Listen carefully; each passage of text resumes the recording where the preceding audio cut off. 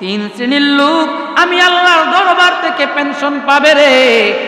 তার মধ্যে এক নাম্বার হলো যারা যৌবনে ইবাদত করেছে, দ্বিতীয় নাম্বার হলো যারা ভালো অবস্থায় আল্লাহর ইবাদত করছে কিন্তু রোগী হওয়ার পরে তারা ইবাদত করতে পারে নাই, তাদেরকে আল্লাহ পেনশন দিবে।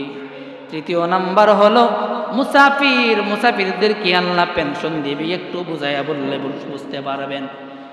যৌবনে আমাদের শক্তি সামর্থ্য থাকে, আমরা নফসের বিরুদ্ধে যুদ্ধ করে আমল করতে পারি, ঘুম থেকে জায়গা তাহাজ্জুদ পড়তে পারি, কিন্তু বৃদ্ধকালে আমরা তাহাজ্জুদ পড়তে পারবো তো দূরের কথা, টাইম মতো ফজরের নামাজটাও পড়তে পারি না। আছে নাকি নাই? আমার আল্লাহ কই বান্দারে টেনশন কইরো না, চিন্তা কইরো না। যৌবন কালে তুমি যেমনি ভাবে প্রত্যেকটা দিন 2টা 3টা বাজে উঠা আমি আল্লাহর কুদরতি পায়ের মধ্যে সেজদায় পয়রা কাঁদছিলা, আমি আল্লাহ সেই সেজদার জন্য যেই নেক তোমার আমল নামাই লিখে দিয়েছিলাম, আজকে বৃদ্ধ হওয়ার কারণে শরীরের শক্তি সামর্থ্য কমে যাওয়ার কারণে আজকে তুমি আমার কুদরতি পায়ে 2টা বাজে সেজদা দিতে পারো নাই, আজকে তুমি ফজরের নামাজটা জামাতের সাথে সঠিকভাবে আদায় করতে পারো নাই।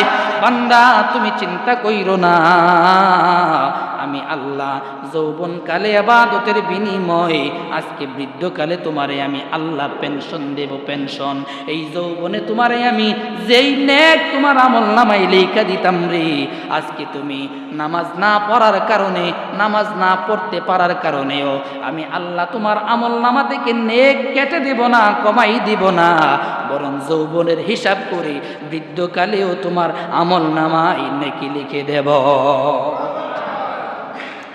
অনেক মানুষ আছে যখন সুস্থ ছিল তখন নামাজ পড়তো, আল্লাহর ইবাদত করতো, রোজা রাখতো, বৃদ্ধ হয়ে গেছে, রোগী হয়ে গেছে, অসুস্থ হয়ে গেছে, এখন নামাজও ভালোভাবে পড়তে পারে না, রোজাও ঠিক মতো রাখতে পারে না। আছে নাকি নাই?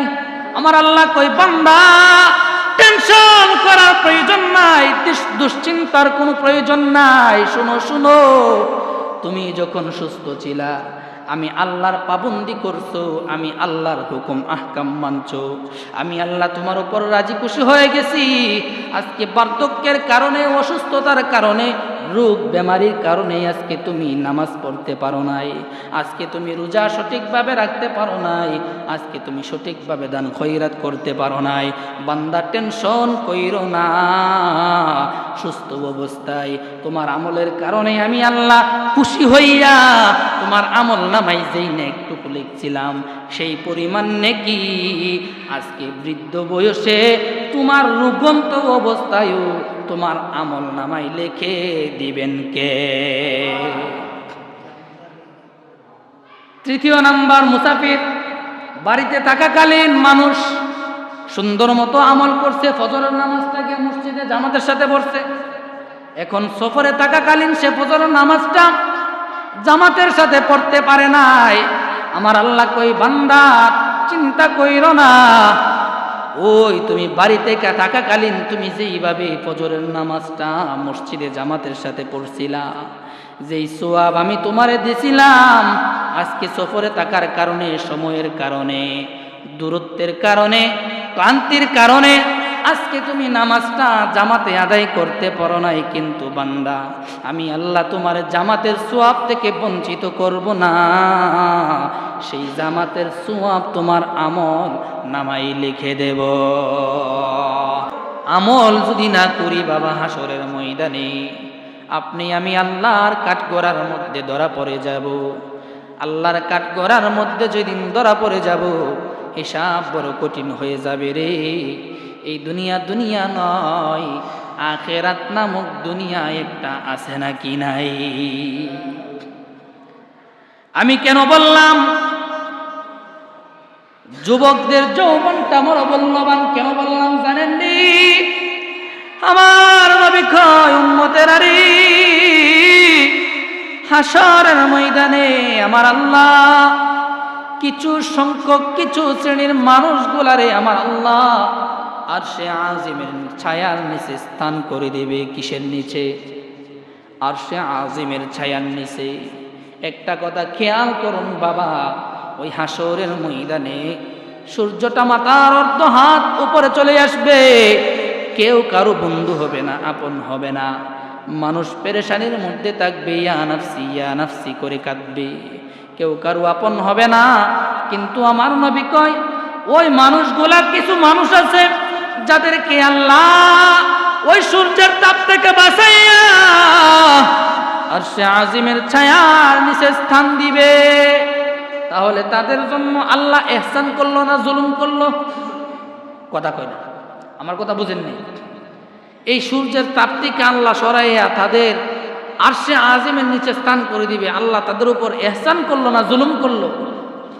ইহসান। কেন করবে? ওই শ্রেণীর লোকগুলা কারা? আমার আল্লাহ কয়, ওই শ্রেণীর লোকের মধ্যে অন্যতম একটা লোক হলো যারা যৌবনে আল্লাহর ইবাদত করছে। আল্লাহু আকবার। তাহলে যুবকদের জন্য আল্লাহ পুরস্কারটা ছোট দিছে না বড় দিছে? অনেক বড়। শুধু তাই নয়, তাফসীরকারগণ বলেন, তিন শ্রেণীর লোক আল্লাহর কাছ থেকে পেনশন পাবে। পেনশন কি পাবে? পেনশন। বুঝি তো পেনশন? আমরা দুনিয়ার জমিনে চাকরি করি, সরকারি চাকরির পরে যখন মেয়াদ শেষ হয়ে যায়, আমরা রিটায়ার্ড হয়ে যাই, তখন আমাদের একটা পেনশন থাকে, থাকে কি থাকে না? তখন বাকি জীবনটা ওই পেনশনের টাকা দিয়ে কাটানো যায়, ঠিক না বেটি? আমার আল্লাহ তেমনি ভাবে বলতেছে, জগতের মানুষ তিন শ্রেণীর লোক আমি আল্লাহর দরবার থেকে পেনশন পাবে রে। তার মধ্যে এক নাম্বার হলো যারা যৌবনে ইবাদত করেছে, দ্বিতীয় নাম্বার হলো যারা ভালো অবস্থায় আল্লাহর ইবাদত করছে, কিন্তু রোগী হওয়ার পরে তারা ইবাদত করতে পারে নাই, তাদেরকে আল্লাহ পেনশন দিবে। তৃতীয় নাম্বার হলো মুসাফির, মুসাফিরদেরকে আল্লাহ পেনশন দিবে। একটু বুঝাইয়া বললে বুঝতে পারবেন। যৌবনে আমাদের শক্তি সামর্থ্য থাকে, আমরা নফসের বিরুদ্ধে যুদ্ধ করে আমল করতে পারি, ঘুম থেকে জায়গা তাহাজ্জুদ পড়তে পারি, কিন্তু বৃদ্ধকালে আমরা তাহাজ্জুদ পড়তে পারবো তো দূরের কথা, টাইম মতো ফজরের নামাজটাও পড়তে পারি না। আছে নাকি নাই? আমার আল্লাহ কই, বান্দারে টেনশন কইরো না, চিন্তা কইরো না।